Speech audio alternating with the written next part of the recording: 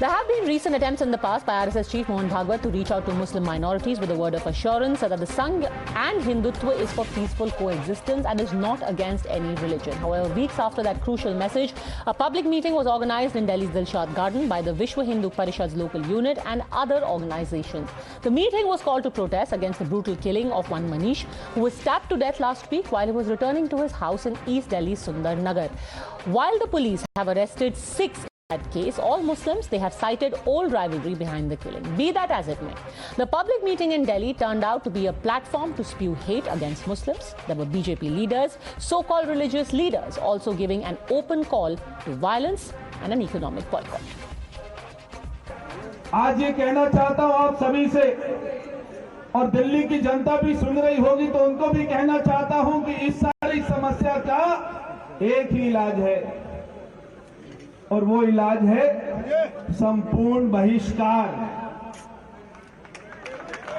संपूर्ण बहिष्कार कर दो। ये रेडियां लगा रहे हैं, इनके रेडी से सब्जी खरीदने की जरूरत नहीं है। संपूर्ण बहिष्कार, जहां जहां ये आपको दिखाई दे, मैं कहता हूं अगर इनका दिमाग ठीक करना है, इनकी तबीयत ठीक करनी है, तो एक ही इलाज है, वो है संपूर्ण बहिष्कार। आप इस बात से सहमत हो? हाथ खड़ा करके बोलो सहमत हो। दादरी में एक मारा जाता है, गाय काटने वाला अखलाक, तो वहां सारे के सारे राहुल गांधी से लेकर के अखिलेश और अरविंद केजरीवाल ऐसे रोते हैं जैसे इनका दामाद मर गया हो। आपने देखा होगा। हम लोग किसी को छेड़ते नहीं, लेकिन अगर हमारी बहन बेटी को छोड़ दे तो उसको हम छोड़ते भी नहीं है। ये हमारा चरित्र है। दिल्ली के अंदर सीएए पर दंगा हुआ, जब ये जिहादी हिंदुओं को मारना शुरू किए तो आप लोग थे, आपने घर में घुसा दिया। हमारे ऊपर आरोप लगा कि हम 2500 लोग दिल्ली में घुसे। हम तो समझाने के लिए गए थे, लेकिन हम पे पुलिस ने मुकदमा दर्ज कर दिया कि हमने जिहादियों को मारने का काम किया। हमने जिहादियों को मारेंगे, हमेशा मारेंगे। लेकिन आज जो मनीष के साथ हुआ, बड़ा दुर्भाग्यपूर्ण, बड़े दुख के साथ कहना पड़ रहा है कि इस प्रकार की निर्मम हत्या, और सरकार की मंशा है कि दिल्ली को ऐसे आतंकवादियों के द्वारा ऐसे निर्मम हत्याएं कराई जाए, क्योंकि उनके तो एक नहीं अनेक हैं। वो तो चाहते हैं कि एक नहीं 14 शादियां करेंगे, 40 पैदा करेंगे। तो हम सभी इस पर ध्यान दें, इनको चुन चुन के मारने का कार्य करें। You're watching the News Hour at 10, debate number 2 on Times Now, Super Prime Time. All right, joining us on the debate is Karimul Hafiz, President of the AIMIM in Delhi, Advocate Talha Rashadi, spokesperson of Rashtriya Ulema Council, Sri Raj Nair, National spokesperson of the Vishwa Hindu Parishad. But my first question is to Nand Kishore Gujjar, who is an MLA of the BJP in the National Capital Region and somebody who was in that meeting. Nand Kishore Gujjar ji, ये कैसा सबका साथ है?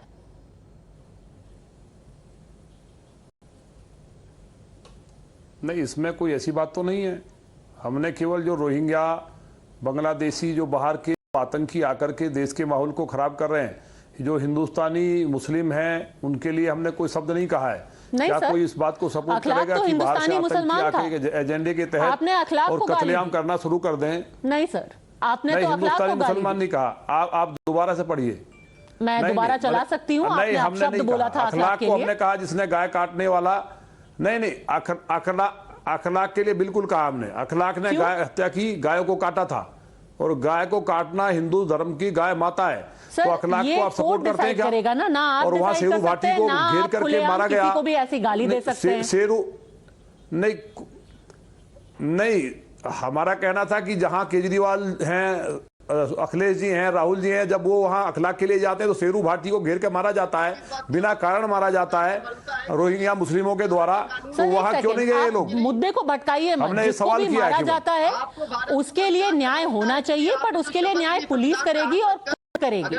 Point is, एक second, advocate Talha Rashadi, I just come across to, give me 5 seconds. हमने court के लिए नहीं कहा है। आप नहीं सर, आप रूलिंग पार्टी के लीडर्स के लिए कहा है। आप विधायक हैं सर उत्तर प्रदेश के, और जहां के आप विधायक हैं वहां से महज 30-32 किलोमीटर दूर अखलाक की हत्या हुई है सर। और आप वहां बैठ के अगर दिल्ली में खड़े होके गाली देंगे तो कोई भी आपकी बात का विश्वास नहीं करेगा जब आप कहेंगे कि आपकी पार्टी सबका साथ में विश्वास रखती है। ये कोई साथ नहीं है कि आप एक अल्पसंख्यक को गाली दें और दूसरी तरफ कहें कि आप गले मिल जाओ। मैंने क्वेश्चन उठाया था इस बात पे कि अगर अखलाक के लिए वो जाते हैं गो तस्कर के लिए, तो जो शेरू भाटी को बिना कारण मारा जाता है, दिल्ली में मनीष को बिना कारण मारा गया, ध्रुव त्यागी को मारा गया, रिंकू को मारा गया, मनीषा को मारा गया, प्रीति का बलात्कार करके मारा गया, क्यों नहीं एक बार भी बोलती है कोई सरकार? तो सर क्यों नहीं जितने एक्टिविस्ट थे, जितने भी कम्युनिस्ट थे, क्यों नहीं बोलते हैं? आप उसके लिए लीगल लड़ाई लड़िए, पर आप किसी को गाली नहीं दे सकते। इसके लिए आपको माफी मांगनी चाहिए। किसी को भी भले से वो आरोपी हो या आरोपित हो या गाली नहीं दिया है, गाली गलौच नहीं कर सकते। और इस तरीके की गाली दिल्ली में खड़े होकर तो बिल्कुल भी नहीं दे सकते। आप गलत एक्सप्लेन कर रहे हैं। सर विधायक होते हुए ये कर रहे हैं, गलत एक्सप्लेन कर रहे हैं। मैंने गाली किसी को नहीं दिया है सर। अगर आप चाहें तो दोबारा चला दूं, ये हमारे पब्लिक डिस्कोर्स के लिए अच्छा नहीं है कि हम वो बार-बार आपने जो बोला पूरी दुनिया को दिखाएं। मैंने गाली नहीं दिया, क्योंकि आप कह रहे हैं आपने नहीं बोला, मैंने गाली नहीं दिया, आपको याद दिला देती हूं, सुना देते हैं आपको। आप ही ने बोला है और दिल्ली में खड़े होकर बोला। आप विधायक हैं सर, आप कोई ऐसे नहीं है राह चलते, आप विधायक हैं। सुनिए आपने क्या बोला। दादरी में एक मारा जाता है गाय काटने वाला अखलाक, तो वहां सारे के सारे राहुल गांधी से लेकर के अखिलेश और अरविंद केजरीवाल ऐसे रोते हैं जैसे इनका दामाद मर गया हो। आपने देखा होगा। कुछ नहीं तो कम से कम आपको उस पर खेद नहीं जताना चाहिए। नहीं, दामाद गाली है क्या? अखलाक का बेटा आपने दामाद नहीं बोला सर। आप जब अब आप बार बार मान नहीं रहे हैं, मेरे को टीवी पे बोलना अच्छा नहीं लगता कि मैं अभी टीवी पे वो शब्द बोलूं जिसका इस्तेमाल आपने किया। मुझे ध्यान है, लेकिन मैंने कोई गाली नहीं दी है। मैंने कोई गाली नहीं दी है। मेरा कहना है कि अखलाक जो गाय काटने वाला था, गो तस्कर था, अगर उसको भीड़ ने मारा है तो सारे लोग गए। एक व्यक्ति को बिना वजह घेर के मारा गया, उसके लिए कोई नहीं गया। रिंकू त्यागी के लिए कोई नहीं गया, ध्रुव त्यागी के लिए कोई नहीं गया, प्रीति माथुर के लिए कोई नहीं गया। इनको भारत क्या इनको आप सपोर्ट करेंगे कि नहीं? इनको देश से माफी मांगनी चाहिए। आपसे ज्यादा भरोसा है आपको माफी मांगनी चाहिए इस देश से, आपको मांगनी चाहिए।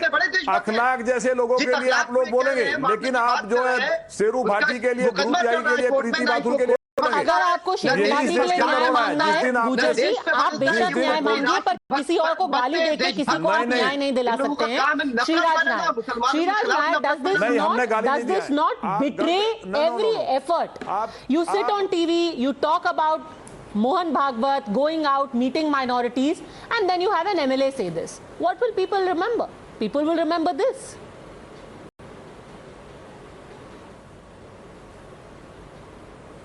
See, well, Madam Padmaja, let us understand one thing. Let us not try to change the narrative.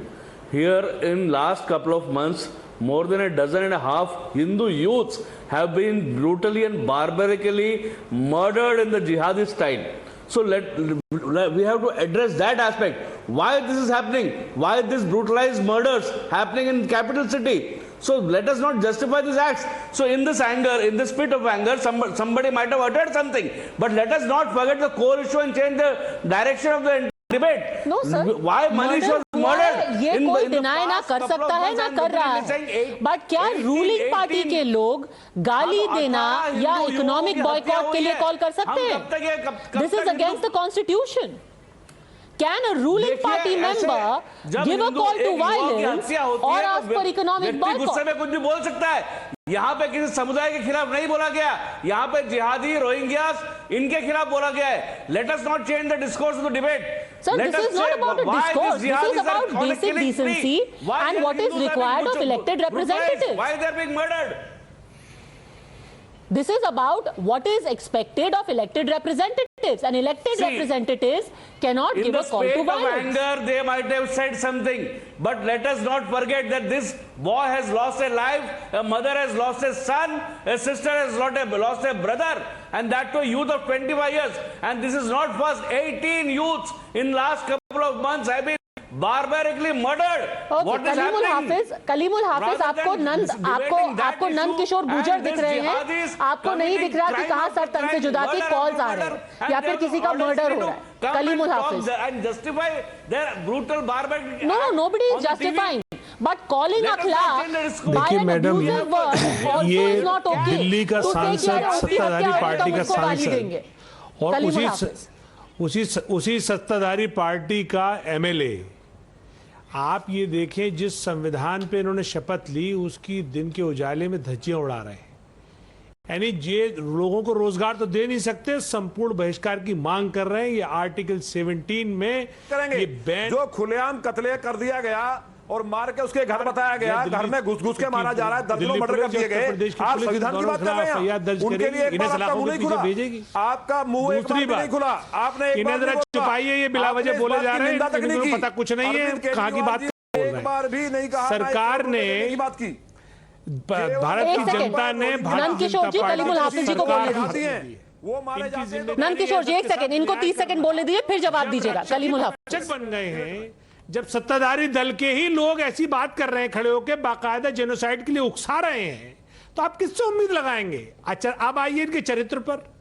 RSS के प्रमुख मोहन भागवत एक तरफ कह रहे हैं कि मुसलमानों को डराने का झूठा भ्रम फैलाया जा रहा है, फिर वो एक दिखावा करने जाते हैं, एक मस्जिद में चले जाते हैं और कुछ इंटेलेक्चुअल मुस्लिम से मिल लेते हैं और पीछे से अपनी बीजेपी के एमपी और एमएलए को भेज देते हैं कि जाओ और जेनोसाइड की तैयारी कराओ, उकसाओ लोगों को।